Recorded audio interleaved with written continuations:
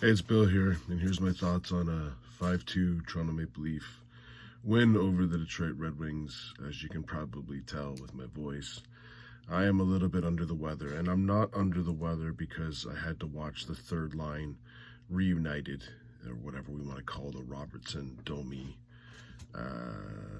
McMahon line, and I'm also not under the weather due to Pontus Holmberg being on the second line. If you've seen my videos before, I think I said I feel sick when I'm watching them, but I actually do feel sick. Unfortunately, during Christmas time, I guess you got to go to the mall, you got to go to markets, wherever else I went to go grab some gifts. I'm assuming I've caught something, so I don't have a lot of energy. It won't be a big, long video, but I'm late on it. I did watch the game last night, but I was feeling really, really bad, so I decided to have a sleep and then watch a little bit of darts this morning, and just before I'm gonna try to feel a little bit better for this afternoon and then the game tonight. Hopefully, I don't know. But anyways, what are my thoughts on the game? I see everyone was really well. It's a 5-2 win. You can't be upset. The coach was changed for Detroit. You expected them to bring out a lot of energy. They didn't. I like the fourth line. That's a fourth line I can get behind. Lawrence, Kampf, and Dewar. It had no Ryan Reeves. I don't have a Ryan Reeves report for you, which always puts me in a good mood. Should make me feel a little bit better, although I have a sneaky feeling with the hit that Lawrence took at the end of the game that we might be having a Ryan Reeves report, unfortunately, tonight against Washington. But I thought the fourth line was good, and they ended up scoring the first goal. David Kampf on a goal. Again, the Leafs have been a couple things that happened last night. I thought Joseph Woll was awesome. I think if Joseph Woll doesn't play as well as he did in the first period, this could be a different outcome. I didn't think Detroit was horrible, but that first goal has got to take a lot out of you. That was a bad goal. I don't even think Kampf even made solid contact with the puck.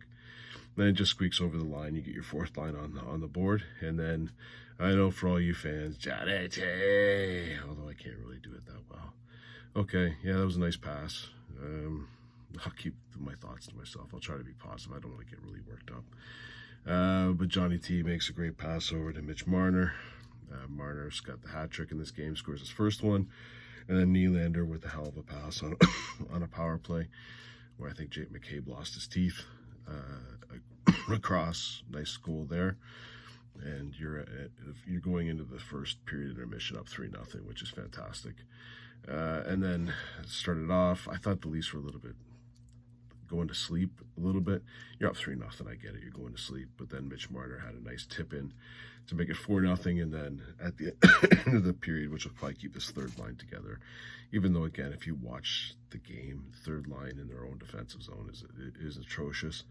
But I don't know what Detroit was thinking. You win a draw, you bang it up the boards, and then you leave Nick Robertson out front of the net by himself. Like, it's not like Domi made a great play. He actually fanned on it a little bit, but Detroit was so poor defensively, and they're just not a very good team. Like, I don't care what you could change your coach all you want, but Nick Robertson bangs it home to make it 5-0, and then again the Leafs were sleeping in the third period. And in the third period, you got Raymond on the power play to unfortunately break the shutout, and then Edvinson's goal had a little distaste to it, but it was nice. It looked like a bad goal for Woll at the beginning, but then you can see it touch Marner, and Berggren was in front of the net making a great screen. So 5-2. They really didn't have to put a lot of effort forth. They got a back-to-back. It's weird. Washington's waiting for them in Toronto. Washington might have Ovechkin back. It looks like Matthews is not playing. My guess is Lawrence probably won't be playing, and maybe a defenseman will come out, either Benoit or McCabe. There was a lot of block shots that didn't look like much fun, and a lot of high sticks that didn't look like much fun last night, so maybe Timmins is back in. And of course, you're going to have Matt Murray in net. I don't have a lot of... my expectation is they're not going to probably get this game, but at the end of the day, you got the 2 points that you needed to get against Detroit. Someone also asked me about the World Juniors. To be honest with you, just the way I've been feeling, I watched a little bit of the game against who did they play in the first? Finland. Now, unfortunately, I caught the third period where literally Finland was tearing it up a little bit, but I didn't watch much of the game with Latvia last night. I'm kind of, I don't know what the word is with the juniors, but you lose to Latvia, that's embarrassing. I don't care what Latvia, like you lost to Latvia. They've only won 3 times ever in a World Junior Championship, and you lost them. Now, granted, it with the shootout, but here's Canada's problem. Now, I didn't watch, again, a lot of the game. I actually watched the shootout live before I went to bed, but I think it went to like 18 shooters, and no one could score a goal. This is my problem with the Canadian. This is my problem with Canadian picks overall. We like to think we're smarter than everyone else as Canadians. We think, now granted, you could put 3 friggin' junior teams together and they'd all be competitive in this league from Canada. I'm going to guess you could probably do about a couple in the States, right? Like, but the problem with this Canadian team, first of all, Dave Cameron as the coach. What's that? Like, what? I don't get it. I really don't. I don't understand Dave Cameron being a coach. Is he coaching in the NHL, or is he even coaching anywhere? I guess he is. But you start thinking about who's going to be. I need to bring a 4th line player to be a 4th line player. It's an absolute idiotic move. Like, it's the same thing when you got Brandon Haig on the Canadian team. Brandon Haig isn't one of the 12 best forwards in Canada, who were born in Canada. He is not. What you do is you bring the most skilled players to this tournament, and then they pick a role. Like, if I remember the Canadian Olympic team, I think even, Johnny was given like before he got hurt, was given like a 4th line role, and you say, friggin' be the best 4th liner out. Why do I want to have a 4th line player play a 4th line? I want 4 lines that are going to go out and score goals and kick butt.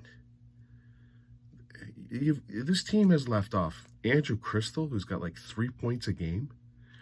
The kid from Oshawa, Sinecki, Perek from the defense. Like, you just had 8 breakaways on a Latvian goaltender? Oh yeah, he stood on his head, from my understanding. 8 breakaways on a Latvian goaltender, and you couldn't score? Like, I would expect 8 Canadian players to have a breakaway to be able to put it on 1 goal on any goaltender in the NHL. This is the problem with Canada. We like to outthink ourselves. Oh, we can't bring in the best player, or Andrew Crystal averages 3 points a game. We got to bring someone who's good on the boards and can bang on the boards. Yeah, how's that treating you? You do it. How did it treat you last year? You overthink yourself. Bring the best skilled players. If you want a team that's fast, bring fast players. If you want a team that's highly skilled, bring all highly skilled players. Don't try to make a mix. These kids don't even know each other.